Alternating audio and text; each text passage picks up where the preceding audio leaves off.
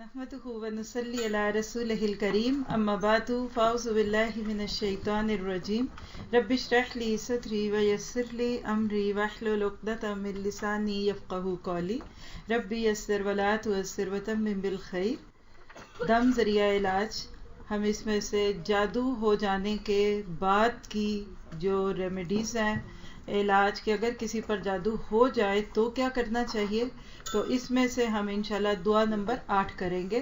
Page ہے کتاب کا 16 پیج پہ جو دعا ہے دعا نمبر 8. آپ سب میرے ساتھ دہرائیں گے. شروع کرو. اللہم رب السماوات السبع ورب العرش العظیم ربنا ورب كل شيء فالق الحب والنوى ومنزل التوراة والإنجيل والقرآن أعوذ بك من شر كل شيء أنت آخذ بناصيته أنت الأول فليس قبلك شيء وأنت الآخر فليس بعدك وا نہیں، کچھ لوگ وا بول رہے ہیں. فليس بعدك شيء أنت الأول فليس قبلك شيء وأنت الآخر فليس بعدك شيء وأنت الظاهر فليس فوقك شيء وأنت الباطن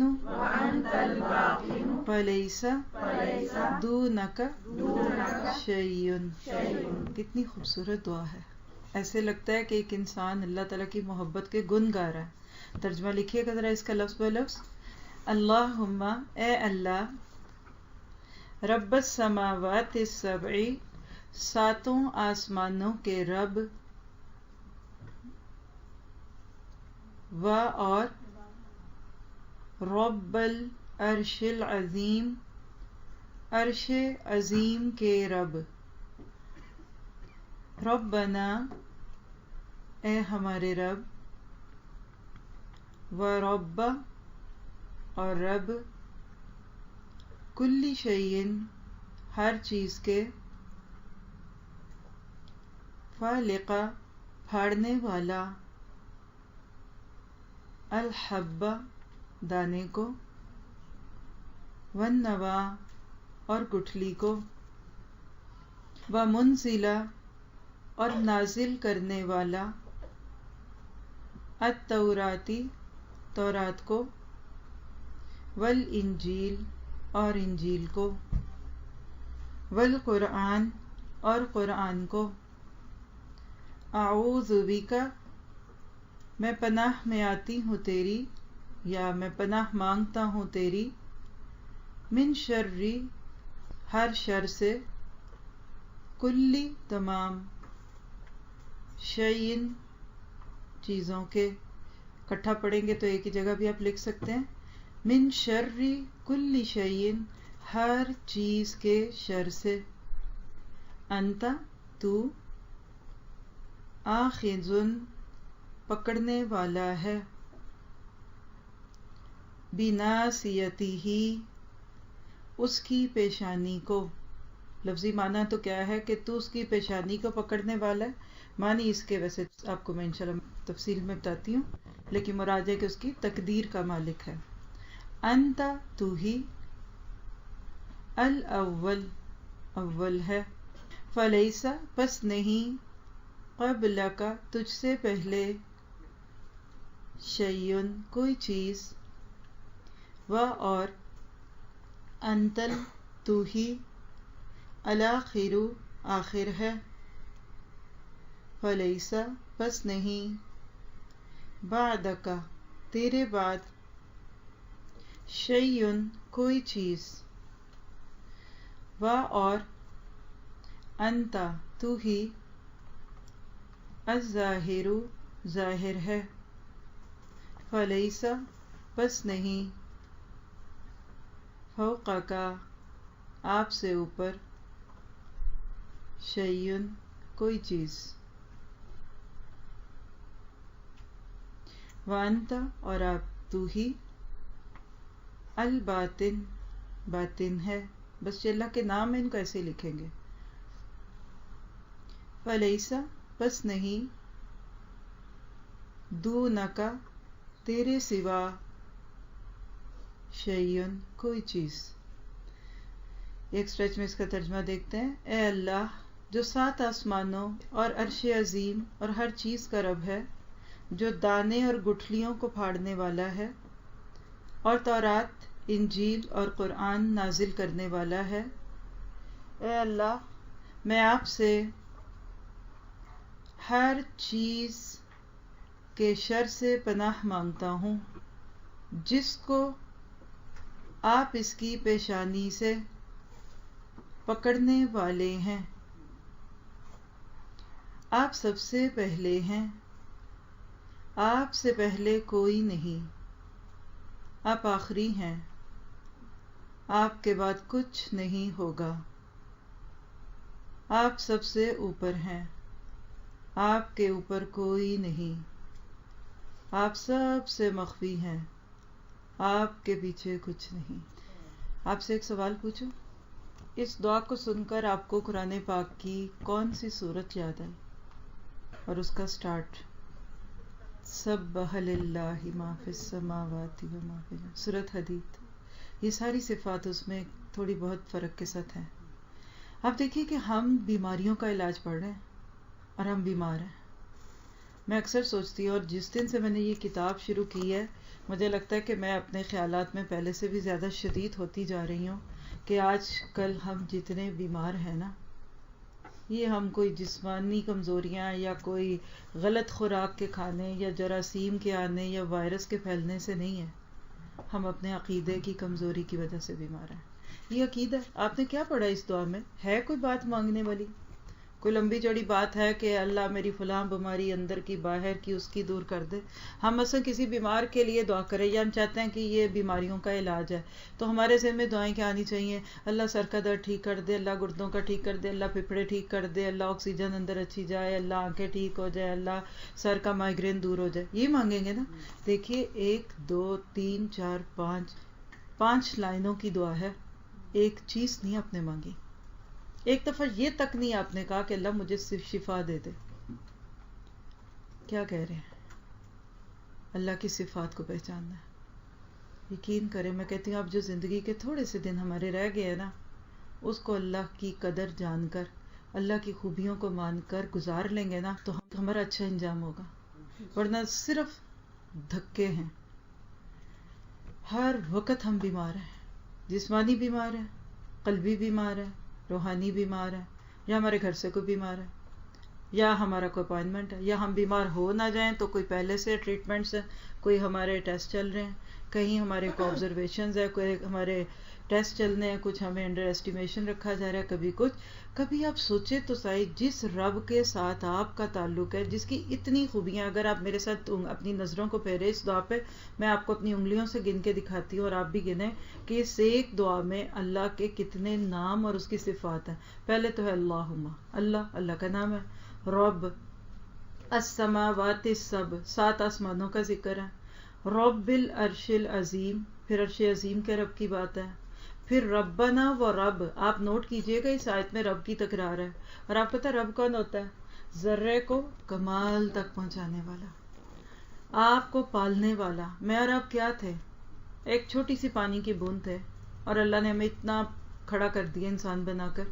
फिर आप देखिए फालिकल हब वन नवा, फिर मुनजिलत तौराती वल इंजीली वल कुरान, आउज़ु बिका, ये कहा है अब اللہ کی 10 صفات ابھی تک پڑھ کے ہم کہتے ہیں اعوذ بکا، یعنی اتنی صفتوں والے رب، اتنی خوبیوں والے مالک، میں تیری پناہ میں آتی ہوں. میں ڈاکٹروں کی پناہ میں نہیں جاتی، میں دوائیوں کی پناہ میں نہیں جاتی، میں ٹیسٹوں کی پناہ میں نہیں جاتی.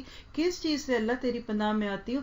من شر کل شیء، ہر چیز کا شر، کینسر کا شر، مائیگرین کا شر، بلڈ پریشر کا شر، شوگر کا شر، میرا دماغ خراب نہ ہو، مجھے اسٹریس نہ ہو، مجھے ڈپریشن نہ ہو، مجھے حسد نہ ہو، میں جیلس نہ فیل کروں.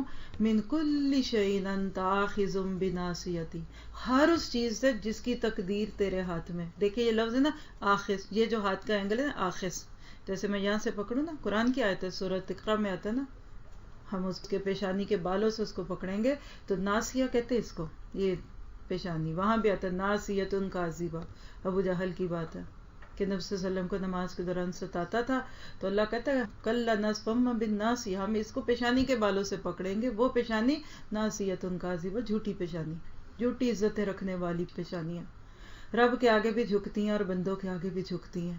کہا گیا کہ اللہ ہر اس چیز کے شر سے تیری پناہ میں جس کی تقدیر تیرے ہاتھ میں. اب اس کے کئی معنی ہیں. عام معنی تو اس کا بالکل سمپل یہ ہے کہ جس کی تقدیر آپ کے ہاتھ میں. میری آپ کی بھی تقدیر اللہ کے ہاتھ میں. آپ پڑھتے ہیں بڑی مشہور دعا ہے اللہم انی عبدک ابن عبدک ابن امتک ناصیتی بیدک، اللہ میری ناصیت تیرے ہاتھ میں، میری تقدیر تیرے ہاتھ میں. اس کا ایک اور معنی ہے کہ میں تیرے قابو میں ہوں. دیکھیں نا کسی کو یہاں سے پکڑے تو سب سے زیادہ پکی گرفت یہاں سے ہوتی ہے.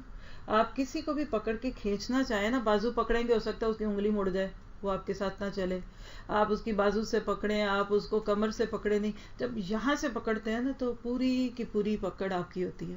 یعنی کہ اللہ ہر چیز جو تیرے بس میں، جو جس پہ تیرا قابو چلتا ہے. انت الاول فلیس قبلک، اب دیکھیے 10ویں کے بعد 11ویں صفت اول، الاول فلیس قبلک شیء، یہ اسی کی تھوڑی سی مزید ڈسکرپشن ہے. وانت الآخر، تو آخری ہے. فلیس بعدک شیء، تیرے بعد کچھ نہیں. جب دنیا میں کوئی نہیں تھا تو رب تھا، سچ ہے. اور جب کوئی نہیں ہوگا تو کون ہوگا؟ رب ہوگا. لمن الملک اليوم، آج کے دن کس کی بادشاہی ہے ہی کوئی نہیں. للہ الواحد القہار. اللہ پکار لگائے گا قیامت کے دن، زمین و آسمان یوں اللہ کے ہاتھ میں لٹو کی طرح گھومیں گے اور پوچھے گا این الجبارون، کہاں ہے جبر والے؟ این القہارون، کہاں گئے بڑے بڑے قہر والے؟ بادشاہ کدھر گئے؟ ہے ہی کوئی نہیں. تو اللہ کہے گا آج میں ہی بادشاہ ہوں. اس رب کے سامنے انسان اپنے آپ کو دیتا ہے تو آپ محسوس کریں کتنی پروٹیکشن ہے. اس سے بڑی کوئی انشورنس ہے؟ آپ کہتے ہیں ہیلتھ انشورنس، آپ کہتے ہیں لائف انشورنس، یہ تو آپ کی ایک ایک چیز کی انشورنس اللہ تعالیٰ لے رہے ہیں. یہ اعوذ بک کا لفظ ہے نا، اس کو لکھ لیں اپنے پاس. تیری پناہ میں آتی ہوں یعنی تیری انشورنس لیتی ہوں. جب آپ کسی کی انشورنس لیتے ہیں یا کسی کمپنی سے انشورنس مانگتے ہیں تو کیا کر رہے ہوتے ہیں؟ یہی کر رہے ہوتے ہیں، آپ ان کی پناہ میں چلے جاتے ہیں. کوئی بات نہیں، بیمار ہوئے وہ ہمارا علاج کرا دیں گے، گاڑی خراب ہو گئی وہ ٹھیک کرا دیں گے، ایکسیڈنٹ ہو گیا وہ کر دیں گے. آپ دنیا والوں کی پروٹیکشن میں تبھی پریشان ہیں. اللہ کی پروٹیکشن میں ڈال دیجئے اور جس کے بعد کوئی نہیں. کل شیء خالق الا وجہہ، ہر چہرہ ہلاک ہو جائے گا لیکن اس کا چہرہ باقی رہے گا.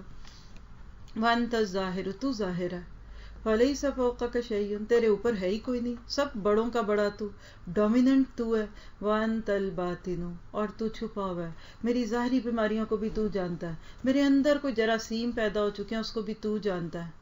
میری ظاہری بیماریاں جو لوگوں کو دکھتی ہیں ان کو بھی تو جانتا ہے. اور میرے اندر میری روح کو جو گھن لگ گیا ہے، جو میرے اندر کوئی روحانی کمزوری آ گئی ہے، کوئی مجھے سستی کا جراثیم لگ گیا ہے، کوئی میرے اندر دنیا کی محبت کا بیکٹیریا گھس گیا، تو اس کو جانتا ہے.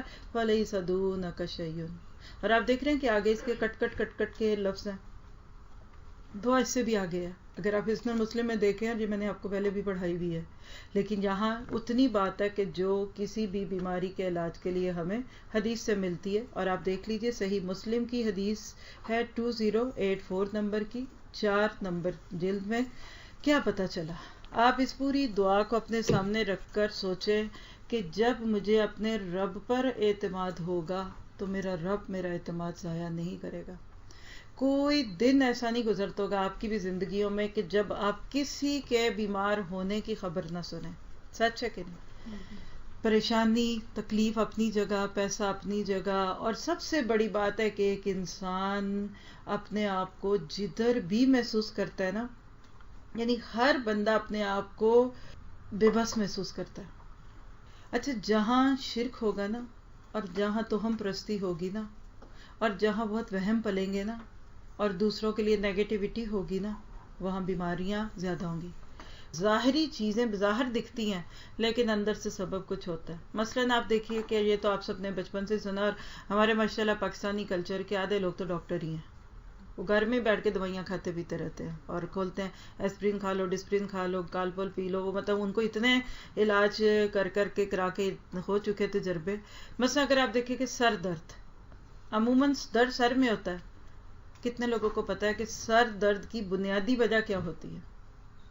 جی آپ میں سے آپ پڑھ رہی ہیں میڈیکل میں. آپ کیا پڑھ رہی ہیں سسٹر؟ میڈیکل پڑھ رہی ہیں. اوکے. سر درد کے بنیاد وہ تو ایک سمٹم ہوتا ہے نا اندر کچھ اور ہوتا ہے اور نفس جو ہے نا وہ آپ جی بہت اچھی بات. ابھی انہوں نے پوری بات نہیں کی لیکن انہوں نے بہت ساری بات کی.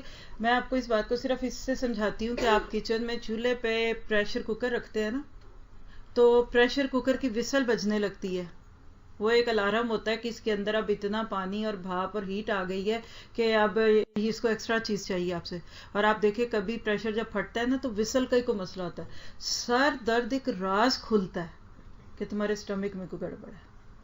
اکثر پیٹ درد یا آپ کی کوئی نرو دب رہی ہے کوئی اندر ہی کھاتے کوئی روگ لگا ہوا ہے جو آپ دوسروں کو نہیں بتا پا رہے. یعنی سر درد کی وجہ کبھی سر یہ سمجھ لیں درد سر میں ہے وجہ پیچھے سے کسی اور جگہ جڑی ہوئی ہے. ہماری بہت ساری تکلیفیں جسمانی روحانی قلبی جو ہمیں دکھتی ہیں اس کی وجہ جو ہوتی ہے وہ کوئی اور ہوتی ہے. میں نے ایک جگہ ایک آج کی بات میں ایک بات بتائی. ایک بندہ تھا تو سائیکل چلاتا تھا اس کی سائیکل رک گئی اور اس نے کیا دیکھا کہ اس کا سائیکل جو ہے نا اس کا ٹائر کام نہیں کر گھوم نہیں رہا. پریشان ہوا اس کو توڑا لیا ادھر کروں ادھر کروں کچھ نہ کچھ اس کے ساتھ کروں. لیکن کافی دیر دیکھا تو لگا کہ وہ تو پہلے سے بھی زیادہ اپنی جگہ پہ سخت ہو رہا ہے. خیر کہنے لگا کہ میں کچھ زیادہ ہی گڑبڑ نہ کر دوں میں اس کو مکینک کے پاس لے جاتا ہوں. سائیکل لے کر مکینک کے پاس پہنچ گیا. اب آپ دیکھیں اس کا ٹائر نہیں چل رہا تھا نا. وہ کیا سوچ رہا تھا کہ جاتے ہی میرا مکینک مجھے کیا کہے گا نیا ٹائر لاؤ یہ گھس گیا یہ خراب ہو گیا کچھ ہے. لیکن وہ کہتا ہے کہ جب اس نے میرا سائیکل دیکھا نا تو اس کو تھوڑا سا ادھر ادھر دیکھ کے تو مجھے کہتا ہے پیچھے ہو جاؤ. اس کے بعد اس نے ٹائر کو ہاتھ بھی نہیں لگایا اور اس نے جو پیڈل تھا نا جس سے ٹائر چلاتے ہیں اس پیڈل کو تھوڑا سا سیدھا ٹیڑھا کیا. جو ہی اس نے ادھر ادھر کیا تو اس سے سائیکل چل گئی. یہ کہتا ہے میں بڑا پریشان ہوں کہ میں تو اتنی دیر اس ٹائر کے ساتھ کھیل کھول کے آیا ہوں تو یہ تم نے اتنی جلدی کیسے ٹھیک کر دیا. اس نے کہا ادھر آؤ دیکھو مسئلہ ٹائر میں نہیں تھا مسئلہ اس کے پیڈل میں تھا. پیڈل ٹیڑھا ہوا تو جو چین چل رہی ہوتی ہے نا دو ٹائروں کے بیچ میں وہ چین ٹیڑھی ہو گئی تھی. جب میں نے پیڈل پہ دو ہتھوڑے مارے چین سیدھی ہوئی ٹائر چل گیا. یہ میں نے وہاں تو ایک اور ہی اینگل سے بتایا تھا نا کہ ہماری زندگی کے بہت سارے مسئلوں میں ہمیں پتہ ہی نہیں ہوتا مسئلہ کدھر ہے. گھر ٹوٹ جاتا ہے میں یہ نہیں سمجھ آتا غلط میں تھی کہ میرا میاں قصور ساس کا تھا یا نندوں کا ہمیں نہیں پتہ چلتا. لیکن بیماریوں میں بھی یہی ہوتا ہے. تو بات کا خلاصہ کیا نکلا کہ جب آپ اپنے آپ کو اتنے بڑے رب کے ہاتھوں میں دے دیتے ہیں نا وہ رب آپ کو ضائع نہیں کرتا. یہ میرا ایمان ہے اور یہ چیز میرا ایمان اور بڑھا رہی ہے سیرت کو پڑھنے اور بڑھانے سے. یہ آپ کے اپنے فیصلے ہیں یہ آپ کا اپنا ارادہ ہے. اللہ نے کبھی کسی بندے کے اوپر یہ نہیں لکھا کہ اس نے ساری زندگی ڈاکٹروں کے چکر لگانے ہیں. ایون آپ اپنی فیملیز میں نظر ڈال کے دیکھیے ہم سب کے خاندانوں میں ایسے لوگ ہوں گے کچھ ہوتے بیمار ہیں لیکن وہ کہتے میں ٹھیک ہوں میں نے کوئی نہیں جانا ڈاکٹر پہ میں نے نہیں دکھانا. اچھا میں یہ نہیں کہہ رہی کہ آپ ڈاکٹرز پہ نہ جائیں میری بات غلط نہ مطلب لیجئے گا. جو لوگ روز سنتے آتے جاتے ان کو پتہ میں کیا کہہ رہی ہوں. کہنے کا مطلب ہے کہ اس کو دماغ کا روگ تو نہ بنائے نا. آج کا کلچر بیمار کلچر ہے.